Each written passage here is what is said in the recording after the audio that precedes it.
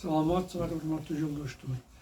Бүгүн биз силер менен кайрадан кыргыз элинин баатырлык Манас эпосу жөнүндөгү көрсөтүүлөрүбүздү монталабыз. Силерге мурда айткандай, мен Сагынбай Орозбаковдун варианты негизинде кара сөз түрүндө 5 томдуу Манас романын жазганмын. Мына бул романдар силердин көз алдыңарда турат. Бұл китептердің бары мен Кыргыз Республикасының билим берүү жана илим министрлигинин алдындағы билим берүү академиясынын текшерүүсүнөн өткөрүп, бұл китептердің бары азыр орто мектептердин кыргыз тили программасына Манас эпосун окуп үйрөнүүгө кошумча окуу китеби катары сунушталган. Мектеп окуучуларына эпосту өздөштүрүш мындан да жеңил болуш үчүн мен атайын 8-11 класстын окуучулары үчүн мындай кылып жумушчу дептерлерди түзгөнмүн. Бул жумушчу дептерлер дагы Билим берүү академиясы тарабынан орто мектептер программасына кошулган. Азыркы учурда мен үчилдиктин 2-нчи бөлүгү болгон Семетей эпосунун үстүнөн иштеп жатамын. Учурда мен Семетейдин 1-нчи томун бүтүрүп, романдын азыр 2-нчи бөлүгүн жазып жаткан мезгилим. Биздин Манасты дүйнөлүк аренага алып жүрүш үчүн мен атайын өзүмдүн романымды 5 том толук ойдон орус тилине которуп, 2 китепти тең электрон варианттарын атайын интернет сайт ачып epos-manas.com ошол сайтка сатыкка койдум. Кимде ким кааласа ошол жерден китептерди сатып алса болот. Мындан тышкары мен азыр өзүмдүн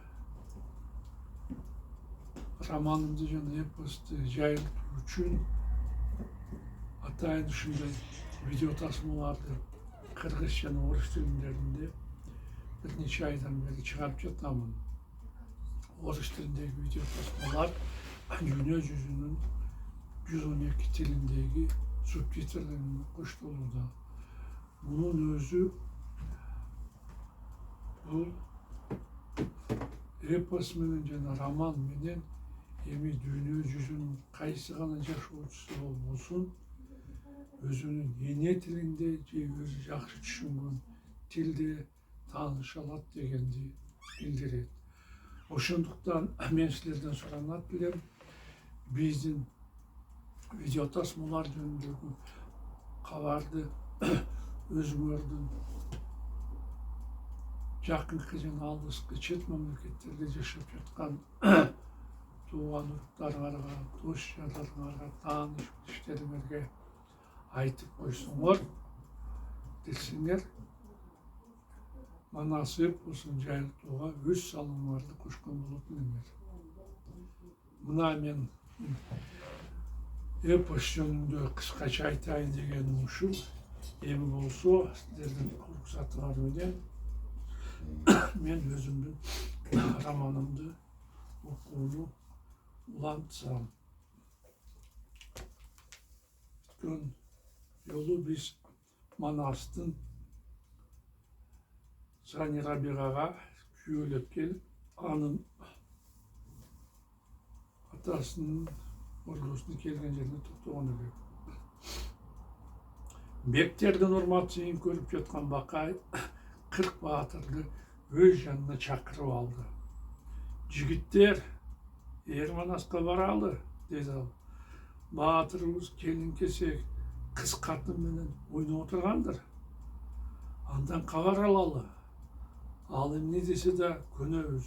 Көңүлү жайланып жакшы жаткан болсо, кайрадан өз жерибизге жөнөйлү.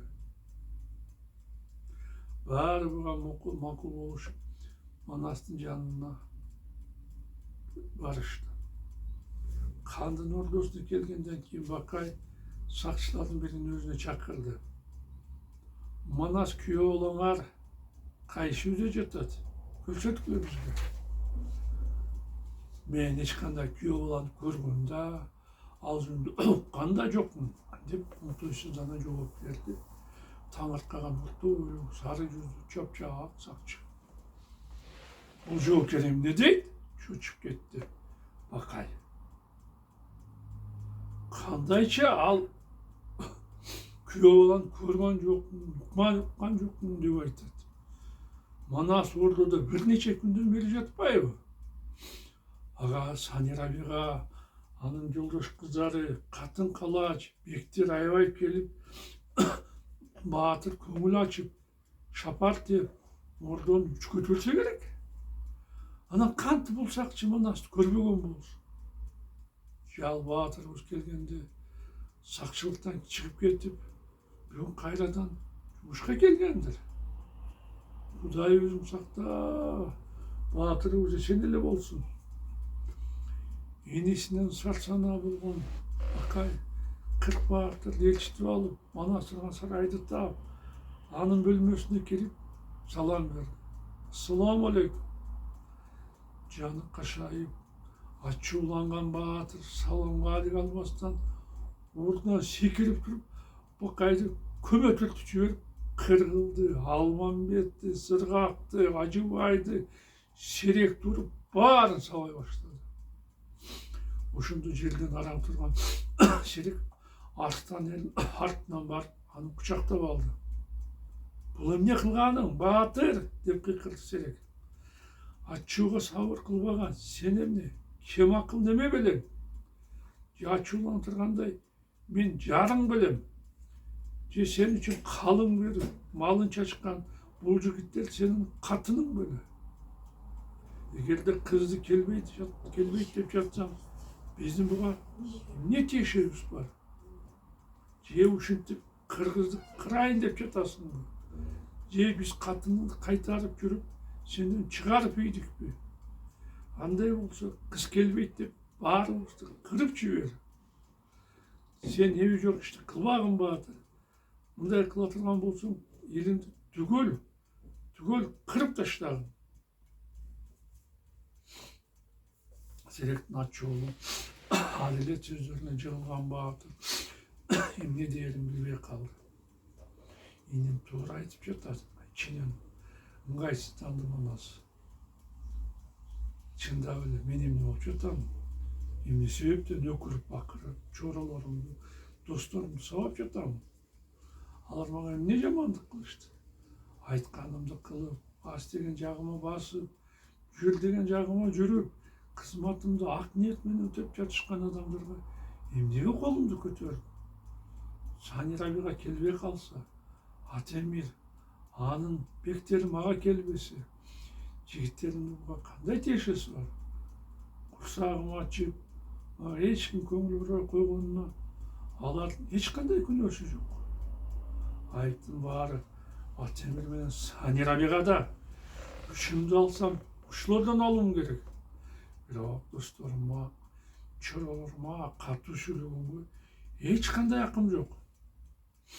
Ачуусу, сабырсыздыгы өзүнө кайра таяк болуп тийгендиктен оң мурду солк этип, оң бөлөгү булк этип, чыкпай калган Манас кызарып татарып, жигиттердин бирине буйрук берди.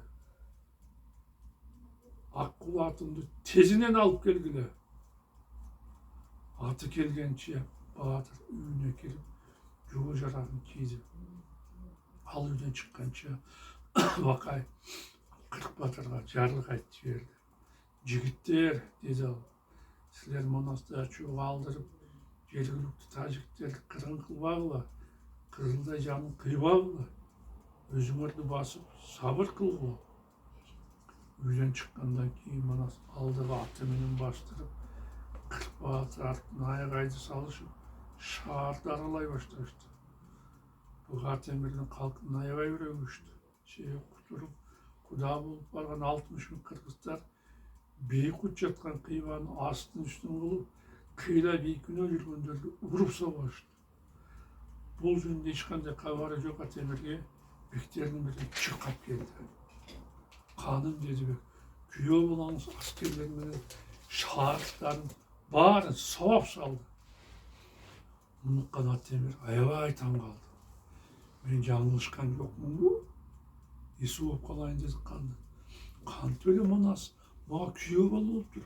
Шарыма чабылып қойды. Біз ағайын не жамандық қылдық? Анурматта үйіске кіргіздік. Атасын, ақсақалдарды 40 жыл болсын, 2 күнден бері тынбастан сыйлап жатты ауыз. Аға же чырылын алая қарап, жаман сөз сөйлеген жоқпыз.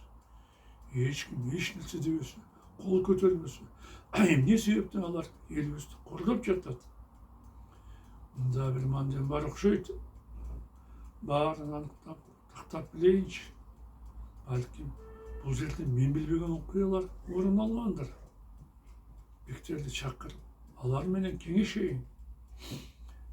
Қырғыздардың қиялының кескін өзгергеніне таңданған Атемір жанына сақшыларын шақырды. Бардық бектер маған келіштін деп қиқырдыққан. Анын бұйрығы атқарылып, тез арада бектер қанның жанына топталmıştı. Бұл учурда манастың аскері өкіріп бақырып, қандың ортасына жақын келіп қалды. Қызыңызды күйеуге береміз деп, еліңіз аябай чоң азапқа жолықты ғой. Пұшайман болды қалық бек. Күйеуіңіз қандай ант тұрған неме? Же бұға бір жамандық қылып таштап қойды. Бұл болса ал емнеге мұншалығы шешіп жатады? Емне де ойлаушын білбей, башын шайқаған ақылбайыз бектерден сұрады. Манасты кім күткен елі? Аға бір өлі бір нәрсе деп қойған бұл. Мұны тез араның ішінде қатындардан сұрағыла. Мақұл деп нөкерлерін білген бұйрықты атқару үшін шырқап кетті. Біраздан кейін қайра келді. Манасқа ешкім қаттау аптыр. Аның хабарын ешкім білмейді екен, деді нөкер. Андай болсын, білгілейші. Қыздардың бір жарым аш пішіріп, нан қойғанға барды бекен. Мұны тезінен тақтағыла, деді ақылбайыз. Қыздарға шырқап кеткен нөкерлер біраздан кейін қайрадан келішті. Манасқа ешкім бармапты. Аны көрген бір де жан жоқ екен. Ешті олар. Бізді Құдай аны құрған тұрбаймы деп қиқырды құрт қолынан, көзі шекшейіп, денесі қалтырап басқан ұзын бойлы, қара төбе, түлебек. Манасты өзін жалғыз ашқа таштап қойып тұрмыз. Аға қыз қатындардан дағы ешкім бармапты. Аларды барады деп, Өзбекстандан хабар алып тұрмыз. Манастың қиығына қалып, қылымға татый тұрған күйшікті башуызға салған тұрбаймыз ба? Ем абалуыз, емне олады? О, деп Атемір башынан бір қойды. Мен Манас емне себептен ачуланып жатады. Біз аға емне жамандық қылдық. Алай ақмақ кіші екен десем, күнөөнүн баары өзүбүздө турбайбы? Оба қаным, түн чуып берді ақылбайыз. Абалды өзүбүз шиелеширип алып турбуз. Мен боз үймөнү тиккен кеткенде Манасқа ешкім барбай коюптур, булуп жиберди Атемир. О, шорду башым, боз үйдү тикпей элейин. Баардык иш таштап туруп, Манастын көңүлүн алсам болбойт беле. Мына өзү жалгыз, ачка калган неме, ачууланган элелибизди сабай баштады. Kızım менен жашабаган катыным ушул кезге чейин эмне кылып жүрүштү? Эмнеге күйөө баладан кабар алышпады? Мен боз үйдү курууга кеткенимди алар билишет эле го. Жаны кашайган Атемир аялы менен кызына ачуулана баштады. Мына урматтуу жолдоштор, биздин убактыбыз соңуна жетти. Мен силер менен коштошомун. Кайрадан жолугушканча саламатта калыңар.